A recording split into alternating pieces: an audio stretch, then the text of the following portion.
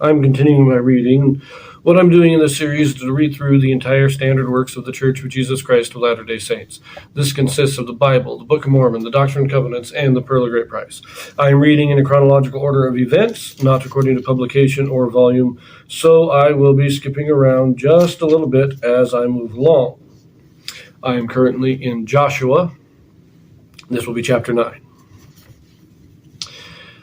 Gibeonites, by craft, obtain a league with Israel. Joshua makes them servants to congregation of Israel. And it came to pass, when all the kings which were on this side Jordan, in the hills and in the valleys, and in all the coasts of the great sea over against Lebanon, the Hittite and the Amorite and the Canaanite, the Perizzite and the Hivite and the Jebusite heard thereof, that they gathered themselves together to fight with Joshua and with Israel with one accord.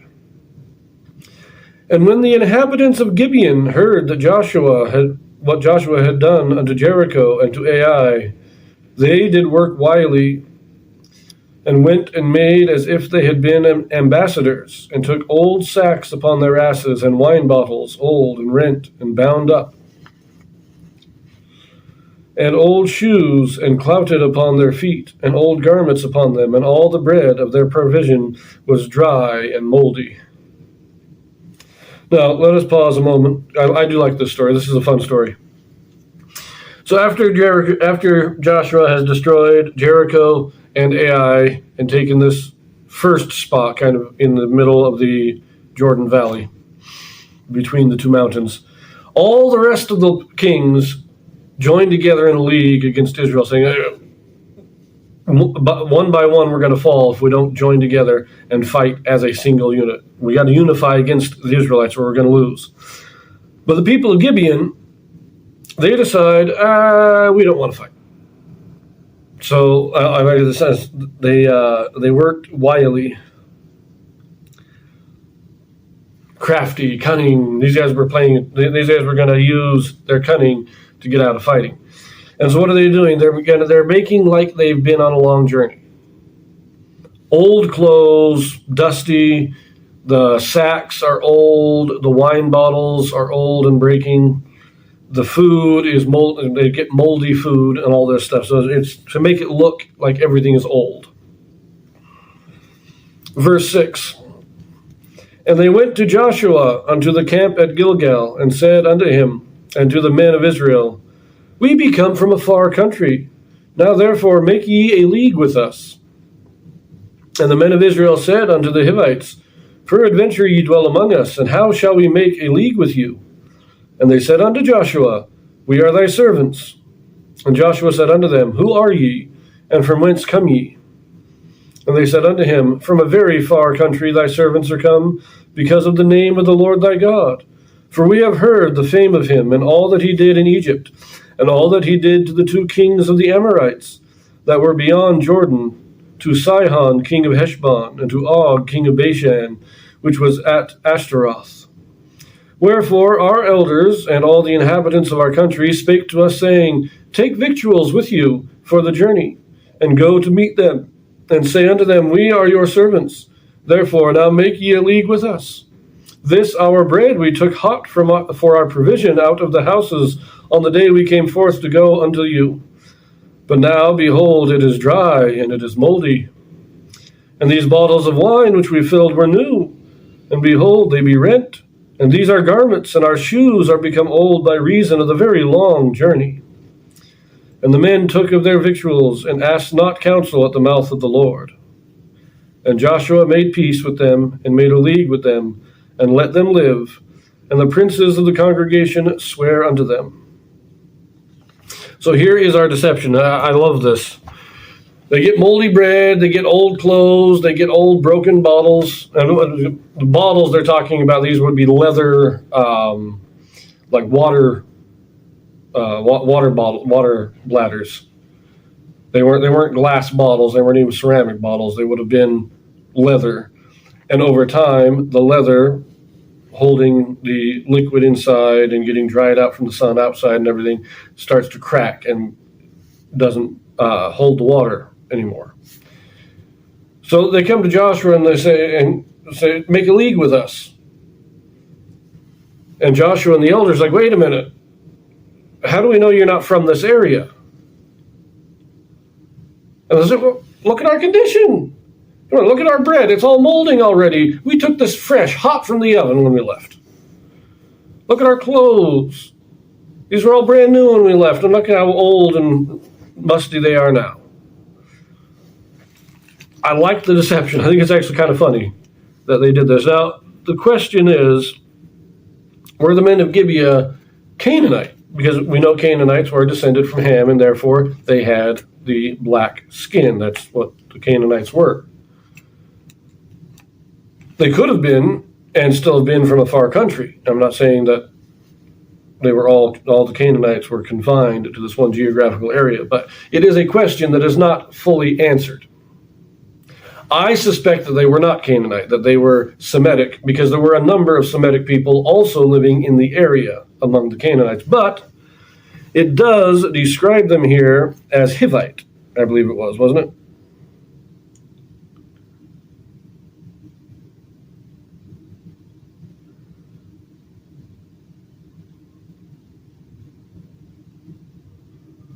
Where does it say that there? Yeah, and the men of Israel, in verse 7, the men of Israel said unto the Hivites.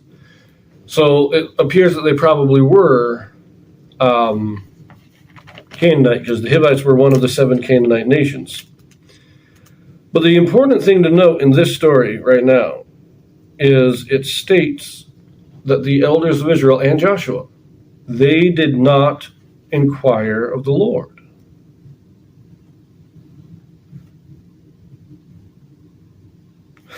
Yeah, they were Canaanite. But they did not inquire of the Lord. They just accepted these men's word. The men came with all this stuff. Oh, look how old all our stuff is. You know we've come from a long distance. And they just said, oh, yeah, that's good enough. And they made a league. They made a treaty, basically. They made a treaty with them.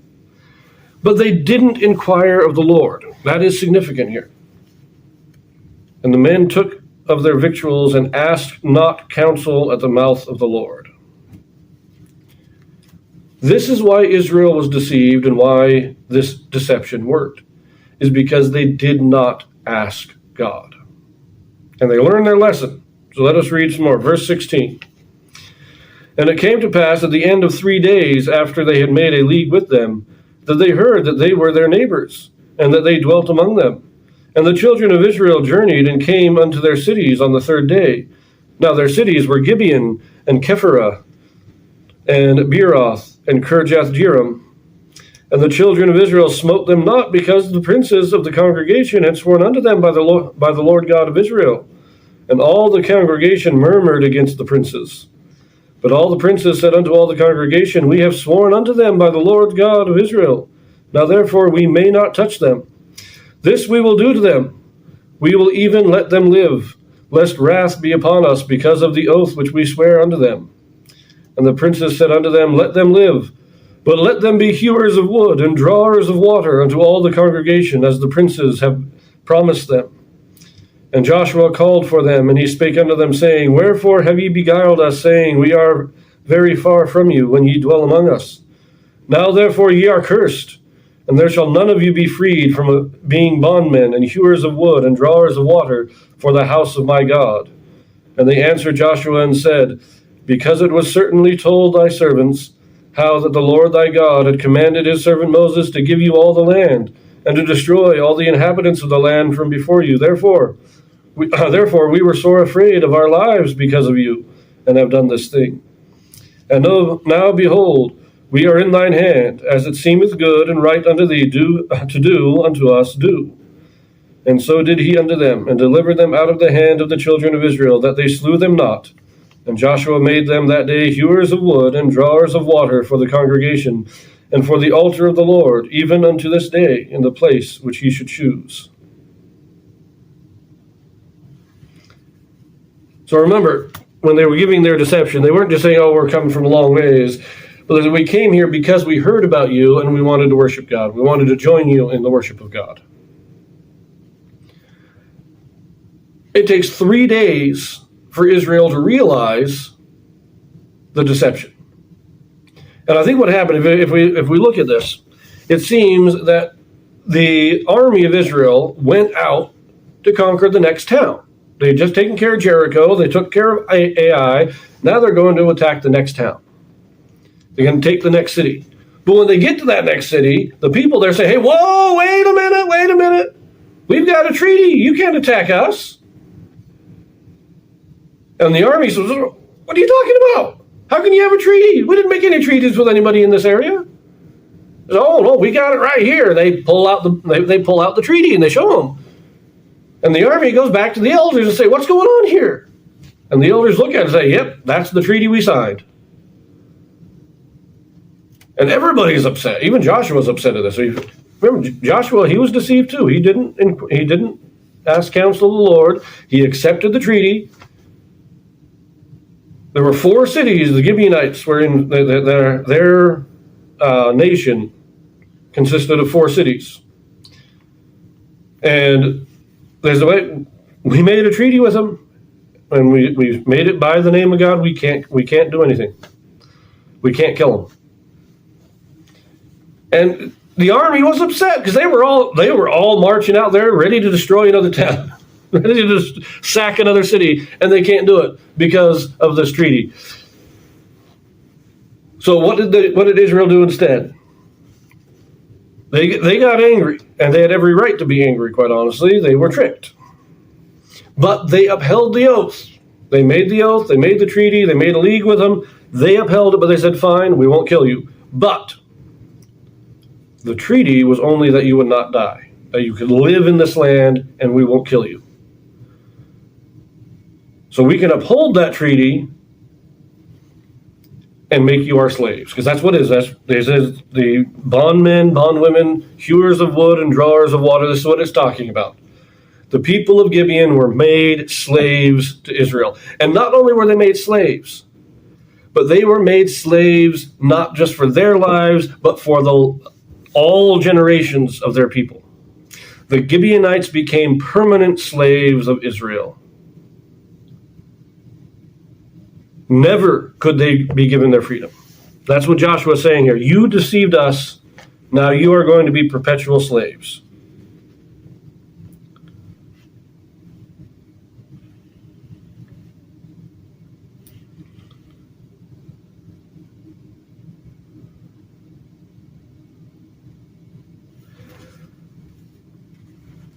So this was the penalty for the deception. Now, I agree. I don't think that the people of Gibeon were all that evil in making this deception. They didn't want to die, and they were willing to become part of Israel. And they even said, look, we agree. We deceived you. We are in your hands. Do whatever you want. They accepted it. Once the deception was made known, they accepted it. And they even said, if Joshua had ordered their death, they accepted it. But Joshua and the elders upheld the oath, they upheld the league, and instead made them slaves. So, I do like this story. It is a very fun story. I think the Gibeonites were very clever. I think Joshua, this is the one time where Joshua acts a bit idiotic. He's a great military leader, but he's not necessarily the best judge of people. I don't know. I think he was a great guy. I don't know if I'm saying this right, but it's like, you didn't even bother to investigate this. You just, oh yeah, you're wearing old clothes, so you must have been on a long journey. It's just a fun story. I'm just going to leave it at that, and I will see you in the next one.